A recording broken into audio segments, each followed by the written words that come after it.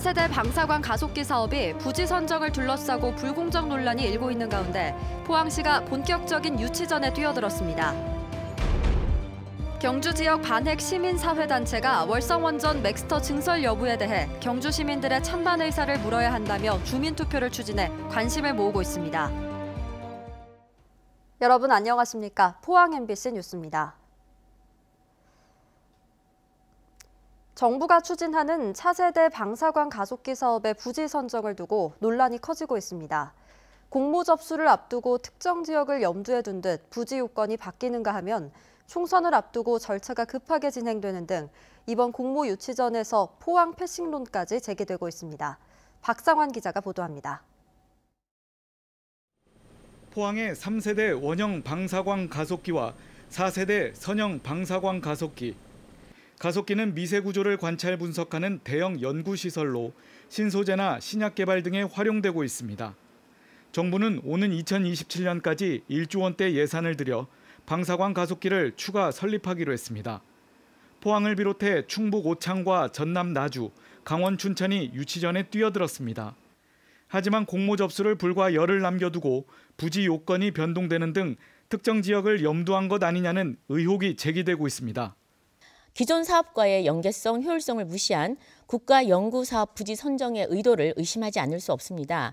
그래서 저는 특정 지역에 이렇게 유리한 유치 요건과 또 선거를 바로 앞둔 상황에 서둘러 발표한 것에 대해서 정부의 정치적 의도를 우려하면서 깊은 유감을 표한 바는 있습니다. 더불어민주당 이해찬 대표가 선거운동 기간 전남 유치를 약속하며 매표 행위에 나서는 등 대형 국책 사업이 정치인들의 입김 싸움으로 번질 우려가 커졌습니다. 특히 주변 인프라가 전혀 없는 전남 나주는 전 선거구를 석권한 광주 전남 지역 민주당 의원들을 앞세워 정치적으로 해결하려는 움직임을 보이고 있습니다. 하지만 국내 과학계는 건설 비용과 운영 비용 등을 최소화할 수 있고 운영의 효율성을 극대화할 수 있는 포항을 최적지로 판단하고 있습니다.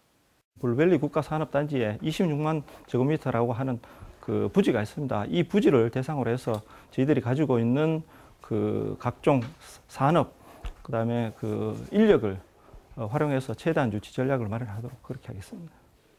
포항의 다른 지역은 가속기 전문 인력이 없어 사업이 더디게 진행될 게 불보듯 뻔한 실정. 차세대 방사광 가속기를 타 지역에 건설할 경우 가속기 전문 인력 분산에 따른 국가 경쟁력 약화 우려도 제기되고 있습니다. 게다가 문재인 정부 출범 이후 포스코 케미칼의 과산화수소 공장, 포스코의 침상코크스 공장 등 모두 포항이 아닌 전남 광양에 건설되는 등 이번 유치전에서도 포항 패싱론이 설득력을 얻고 있습니다. 정부는 다음 달 6일 현장 실사 등을 통해 7일 사업 대상지를 최종 선정할 방침입니다. MBC 뉴스 박상환입니다. 경주 지역 시민사회단체가 월성원전 맥스터 증설에 대해 주민투표를 추진합니다. 경주시는 맥스터 증설은 국가 사무라며 주민투표에 대해 난색을 표하고 있습니다. 임재국 기자가 보도합니다. 원자력안전위원회가 월성원전 내 사용후 해결료 임시 저장시설인 맥스터 증설을 승인한 것은 지난 1월입니다. 코로나19 여파와 4.15 총선 등으로 주춤했던 후속 일정이 석 달 만에 구체화됐습니다. 사용후 해결료 재검토위원회가 중장기 정책과 맥스터 증설에 대한 여론 수렴을 시작한 것입니다. 중장기 정책에 대한 전국민 조사는 500명의 시민 참여단을 통해 이루어집니다. 지역조사인 맥스터 증설 여부는 원전 주민들 중 100명의 시민 참여단을 대상으로 진행됩니다. 여론 수렴 절차가 시작되자 시민사회단체는 기자회견을 열고 맥스터 증설 여부를 주민투표로 결정해야 한다고 주장했습니다.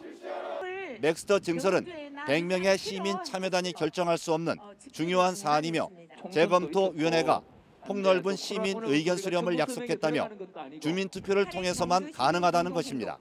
조례에 따르면은 우리 경주 시민들에게 지대한 영향을 미치는 복리나 환경 이런 문제에 대해서는 주민투표에 붙인다라고 되어 있습니다. 정부에서 공론화를 한다는 것 자체가 주민투표 사안이 될 수 있다는 얘기죠. 시민단체는 경주 시민 1,300여 명의 서명을 직접 받아 주민투표를 요구하는 청원서를 경주시에 접수했습니다. 청원서가 받아들여지면 90일 동안 경주 유권자의 14분의 1명인 16,000여 명의 서명을 받아야 주민투표가 성사됩니다. 경주시는 맥스터 증설 여부는 국가 사무라며 주민투표 요구에 대해 부정적인 입장입니다. 원자력 관련 사무는 국가 사무이기 때문에 주민투표 대상이 아니고 현재 재검토위원회에서 공론화 절차를 진행하고 있는 중입니다. 시민단체는 주민투표 청원서를 접수한 만큼 시민참여단 선정 등 모든 공론화 일정도 중단하라고 촉구했습니다. 시민들이 직접 서명을 통해 주민투표를 청원하는 건 경주에서 처음입니다. 경주시가 어떤 결론을 내릴지 관심이 모아지고 있습니다. MBC 뉴스 임재욱입니다. 이번 총선이 여당의 압승으로 끝나면서 문재인 정부의 탈원전 정책에도 힘이 실릴 것으로 예상되는데요. 환경운동가 출신으로 21대 국회에 입성하게 된 더불어시민당 양이원영 당선인에게 탈원전과 관련된 문제와 앞으로의 계획을 들어봤습니다. 박성아 기자가 보도합니다. 탈원전은 거스를 수 없는 시대의 흐름입니다. 이 땅에서 살아갈 우리 후손들을 위해 지금 시작해야만 하는 일입니다. 탈핵 국가를 선언하며 출발한 문재인 정부. 이번 총선에서 여당이 압승을 거두면서 탈원전 정책에 본격적으로 힘이 실릴지 관심을 모으고 있습니다. 탈원전 환경운동가도 여당 비례대표로 당선됐는데 양이원영 당선인은 지난 20여 년간 환경운동연합에서 반핵운동의 주역으로 활동해왔습니다. 양이원영 당선인은 정부가 노후화된 월성원전 2, 3, 4호기의 안전성을 시급히 확보해야 한다고 밝혔습니다. 굉장히 많은 양의 삼중수소와 같은 방사성 물질이 일상적으로 대기로 방출되고 바다로 방출되고 있어요. 사용 후 해결료 임시 저장고인 월성원전 맥스터 증설과 관련해서도 비판적인 입장을 나타냈습니다. 주민들과 시민사회와의 논의와 상관없이 건설을 서두르는 것처럼 가는 건 그건 맞지 않다고 생각합니다. 또 원자력안전위원회도 비상임위원들로 구성된 한계가 있다며 구조적인 개혁과 투명성이 필요하다고 강조했습니다. 자신의 직업을 가지고 있으면서 한 달에 한두 번 정도 회의에 오는 정도 수준으로는 일상적인 원전 안전, 그다음에 보장, 사고 이런 것을 제대로 처리하기는 저는 양이원영 당선인은 탈원전 사회로 나아가기 위해 국가부처의 협력과 시민들의 적극적인 참여가 중요하다며 21대 국회에서 법과 제도를 개선하겠다고 포부를 밝혔습니다. MBC 뉴스 박성아입니다. 코로나 사태 이후 피해 극복과 제도약을 위한 경북 범도민위원회가 다음 달 출범합니다. 민간의 역량까지 모두 끌어모아 아이디어는 물론 세부 실행 계획까지도 만드는 정책의 주체 역할을 하게 되는데 기대만큼 성과를 내놓을지 주목됩니다. 김건엽 기자의 보도입니다.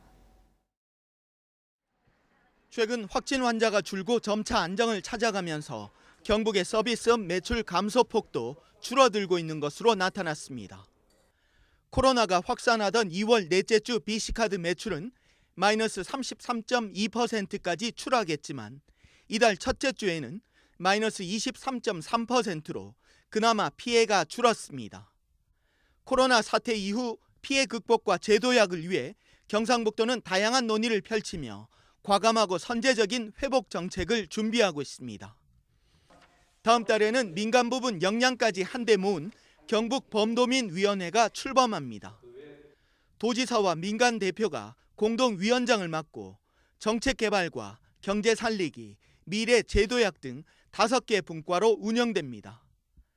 경상북도는 그동안 행정도우미 역할에 그친 다른 위원회들과 달리 범도민위원회는 자체적으로 아이디어를 모으고 세부 실행 계획까지 만드는 실질적인 정책 주체로 차별화하기로 했습니다. 미래 도약 과제들에 대해서 새롭게 지금 활로를 모색을 찾고 있습니다. 범도민위원회를 구성을 하고 이 운영도 도민들이 참여를 통해서 스스로 운영될 수 있도록 저희들이 적극 지원할 예정입니다. 범도민위원회는 우선 위축된 도민의 심리 회복과 지역 이미지 개선, 피해 농민과 소상공인 지원책 마련에 초점을 두고 2단계로 지역경제 살리기 대책, 향후 3단계로 신공항 이전, 행정통합 등 대도약 과제에 집중할 계획입니다. 피해 극복과 경제 회복을 위한 경북범도민위원회가 행정의 들러리가 아닌 정책의 주체가 될 수 있을지 주목됩니다. MBC 뉴스 김건엽입니다. 경주에서 코로나19 확진 환자 1명이 추가돼 지금까지 모두 50명으로 늘었습니다. 50번 확진 환자 A씨는 46살 남성으로 45번, 47번, 48번 확진 환자의 가족이며 무증상자지만 접촉자로 분류돼 지난 4일부터 자가격리 중이었습니다. A씨는 지난 15일 담당 공무원의 관리 아래 경주시 선건동 제2투표소의 임시투표소에서 투표를 했고 자가격리 해제 전 실시한 검사에서 오늘 양성 판정을 받았습니다. 경주 상공회의소는 코로나19로 어려움을 겪는 무급 휴직 근로자를 대상으로 특별 지원 사업을 펴니다. 대상자는 코로나19 여파로 지난 2월 23일부터 3월 말 사이 5일 이상 무급 휴직한 근로자들로 하루 최대 2만 5천 원, 한 달 최대 50만 원을 지원합니다. 지원 사업 신청은 오는 29일까지 경주 상공회의소와 경주시 읍면동 복지센터에서 받습니다. 포항시는 배터리 규제 자유 특구 면적을 확대하기 위해 특구 변경 계획안 공청회를 5월에 가질 예정입니다. 포항시는 당초 56만 제곱미터의 규제 자유 특구 면적을 74만 제곱미터로 확대하고 GS건설, 에코프로 GM 등 기존 6개 사업자를 SK이노베이션, 대구환경공단 등 14개 기업 및 기관으로 변경할 방침입니다.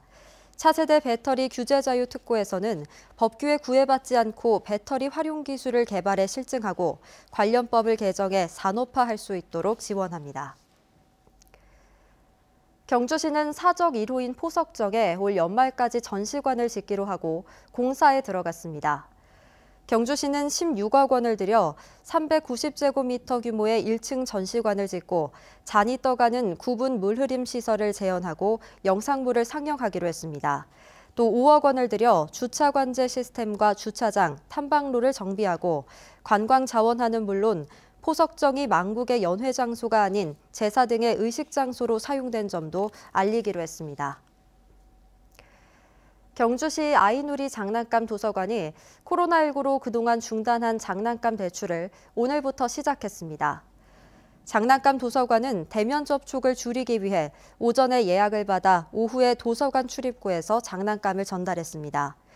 회원제로 운영되고 있는 아이누리 장난감 도서관은 장난감 2,900여 점과 도서 2,000여 권, 영상물 1,100여 점을 보유하고 있는데 월 평균 1,400여 명에게 2,000여 점을 빌려주고 있습니다. 포항시는 태풍이나 고수온, 적조 등 자연재해로 인한 양식수산물 재해보험료의 60%를 올해도 계속 지원하기로 했습니다. 2008년부터 시행하고 있는 양식수산물 재해보험은 국비 50%, 어업인 자부담 50%인데 포항시는 2014년부터 자부담의 60%를 지원하고 있습니다.